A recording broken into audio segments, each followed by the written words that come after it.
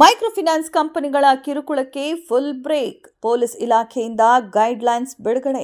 ರಾಜ್ಯದ ಎಲ್ಲೆಡೆ micro finance ಕಂಪನಿಗಳು ಕಿರುಕುಳ ಹಾವಳಿ ದಿನದಿಂದ ದಿನಕ್ಕೆ ಹೆಚ್ಚಾಗ್ತಿದೆ.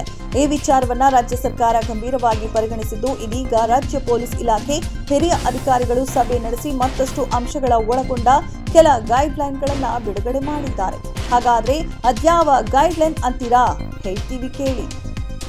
ಎಸ್, ಮೈಕ್ರೋ ಫೈನಾನ್ಸ್ ಕಂಪನಿಗಳು ಸಾಲ ವಸೂಲಿ ನೆಪದಲ್ಲಿ ಸಾಲಗಾರರನ್ನ ಕಾಡಿ ಇನ್ನಿಲ್ಲದಂತೆ ಮಾಡುತ್ತಿವೆ.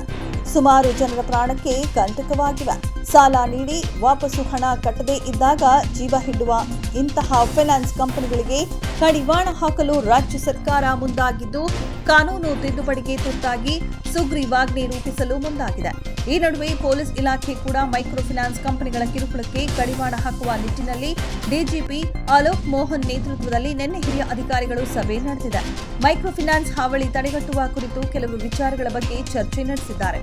ಹೌದು, ಮೈಕ್ರೋ ಫೈನಾನ್ಸರ್ಸ್ಗಳ ವಿರುದ್ಧ ಸಮರ ಸಾರಲು ಪೊಲೀಸರು ಮುಂದಾಗಿದ್ದಾರೆ. ಮೈಕ್ರೋ ಫೈನಾನ್ಸರ್ಸ್ ಹಾವಳಿಗಳಿಗೆ ಮೂಗುದಾರ ಹಾಕಲು ಪೊಲೀಸರಿಂದ ಹೊಸ ಗೈಡ್ಲೈನ್ಸ್ ಹೊರಡಿಸಿದ್ದಾರೆ. ಪೊಲೀಸ್ ಮಹಾನಿರ್ದೇಶಕರು, ಬೆಂಗಳೂರು ಕಮಿಷನರ್ ಹಾಗೂ ಹಿರಿಯ ಅಧಿಕಾರಿಗಳ ನೇತೃತ್ವದಲ್ಲಿ ನಡೆದ ಸಭೆಯಲ್ಲಿ ಈ ಕಠಿಣ ಕ್ರಮದ ಬಗ್ಗೆ ತೀರ್ಮಾನ ಕೈಗೊಳ್ಳಲಾಗಿದೆ. ರಾಜ್ಯದಲ್ಲಿ ಮೈಕ್ರೋ ಫೈನಾನ್ಸರ್ಸ್ಗಳು ಬಡವರ ರಕ್ತ ಹಿಂಡುತ್ತಿದ್ದು, ಮರ್ಯಾದೆಗೆ ಅಂಜಿ ಹಲವರು ಊರು ಬಿಟ್ಟು ಹೋಗ್ತಾ ಇದ್ರೆ, ಇನ್ನು ಕೆಲವರು ಪ್ರಾಣವನ್ನೇ ಕಳೆದುಕೊಳ್ತಾ ಇದ್ದಾರೆ.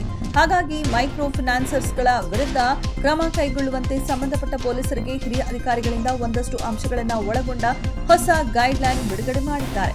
ಇನ್ನು ಅಷ್ಟೇ ಅಲ್ಲದೆ ಮೀಟರ್ ಬಡ್ಡಿ ದಂಧೆ ಮಾಡೋರಿಗೂ ಕೂಡ ಕಾನೂನು ಎಚ್ಚರಿಕೆ ನೀಡಲಾಗಿದೆ. ಯಾರಾದರೂ ಕಿರುಕುಳ ನೀಡಿದರೆ ಪೊಲೀಸರಿಗೆ ಅಥವಾ 112ಕ್ಕೆ ಕರೆ ಮಾಡುವಂತೆ ಸಾರ್ವಜನಿಕರಿಗೆ ನಗರ ಪೊಲೀಸ್ ಆಯುಕ್ತರು ತಿಳಿಸಿದ್ದಾರೆ.